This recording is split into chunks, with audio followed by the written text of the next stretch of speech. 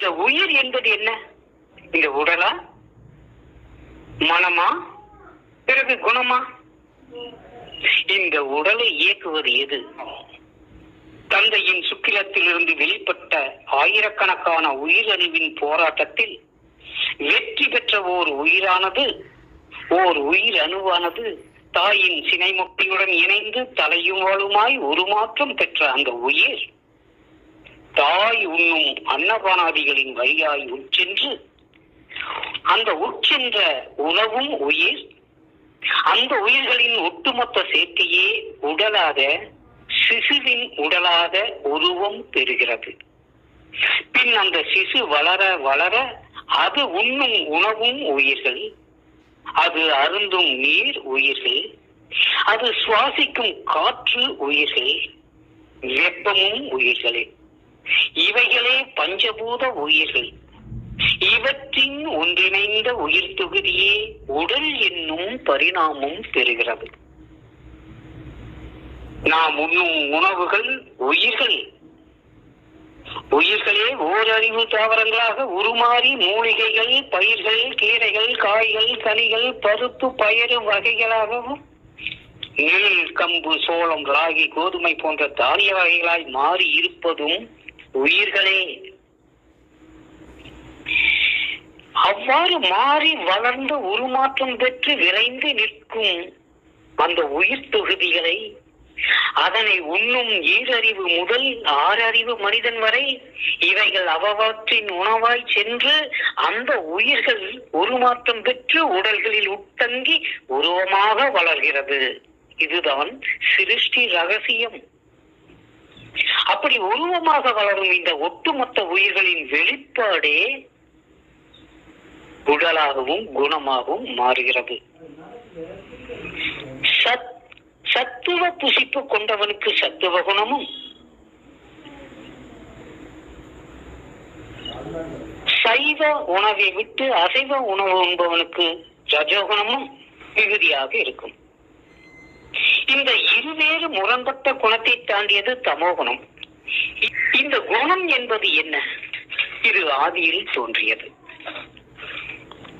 ஆதியில் தோன்றிய இந்த குணங்கள் முக்குண மாயையால் சத்துவம், ரஜஸ், தமஸ் என்றும் பஞ்சாதன் மாத்திரைகளாக மாறித்தான் இந்த உயிர்களாக இந்த ஓரறிவு தாவர ஜங்கம பொருளிலிருந்து ஆறறிவு உள்ள மனிதன் வரை வியாபித்திருக்கும் தன்மை கொண்டவை.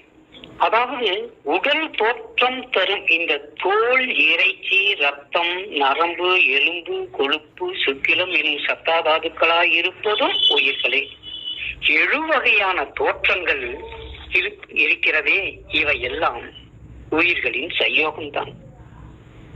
இந்த குணம் என்பது முக்குண மாயை.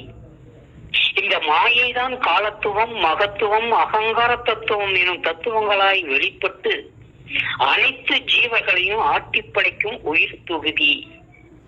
இந்த உயிர்களின் தாழ்ந்த நிலையே சிற்றுயிர்கள். அவனினும் தாழ்ந்த பிரிந்த சூக்குமமே அணுக்கள் என்பது.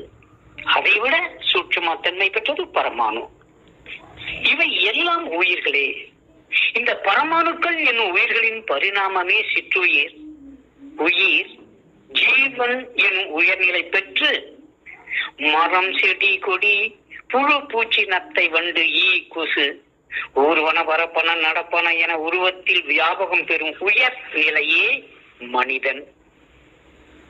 இந்த மனித ரூபத்தில் நுழைந்த ஜீவனே தன்னை அறிகையில் ஆத்மன் எனும் நிலை பெற்று பிரமமாம் இறைநிலை பெறுகின்றார்.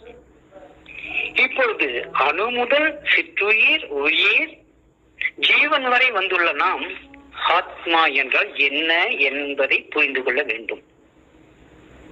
இந்த மனித ரூபத்தில் உச்சியை பிளந்து கொண்டு உள்ளே சென்ற ஜீவனே தன்னை அறிகையில் ஆத்மன். தன்னிலையை பெற்று தன்னை உணர்ந்த பரிபூர்ண நிலையில் பிரம்மமாய் என்னும் இறைநிலை பெறுகிறான்.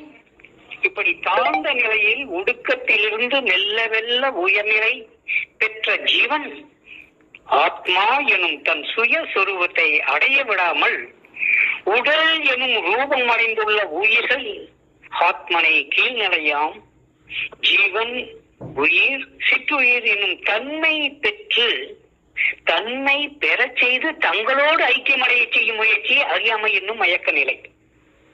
இவன் ஏன் குணங்கள் வசப்படுகிறான்? இது ஆதியில் தோன்றியது. இந்த குணம் என்பது என்ன? அது உயிரின் ஒரு அம்சமாகத்தான் இருக்கிறது. இந்த உயிர் அம்சம் உடலாக இருக்கும் இந்த சிற்று உயிர்கள் ஜீவன் நிலை பெற்ற இந்த ஆத்மனை மீண்டும் தங்கள் நிலைக்கு கீழெடுக்கும் முயற்சி தான் அறியாமை என்னும் மயக்க நிலை. ஏனென்றால் தங்களின் நிறைவேறாத ஆசைகளை வெளிப்படுத்துவதே இந்த உடலாக தோன்றியிருக்கின்ற உயிர்களின் நிறைவேறாத ஆசைகளை வெளிப்படுத்துவதே காம குரோதம் என்னும் குணங்கள். மேலும் ஐம்புலன் இன்பம் என்பதும் தேகம் கிடைக்காத உயிர்கள் இந்த தேகமாய் மாறி உள்ள உயிர்கள் தங்களின் இச்சைகளை வெறுப்புகளை வெளிப்படுத்தி திருப்தி பெறுவதே ஆத்மனான தான் அனுபவிப்பதாக எண்ணுகின்ற மயக்க நிலை, அறியாம நிலை. நீ ஒன்றையும் அனுபவிப்பதில்லை என்பதை இன்னும் விளக்கமாக கூறுகிறேன். என் அன்புகனிந்த அருளாசிர்.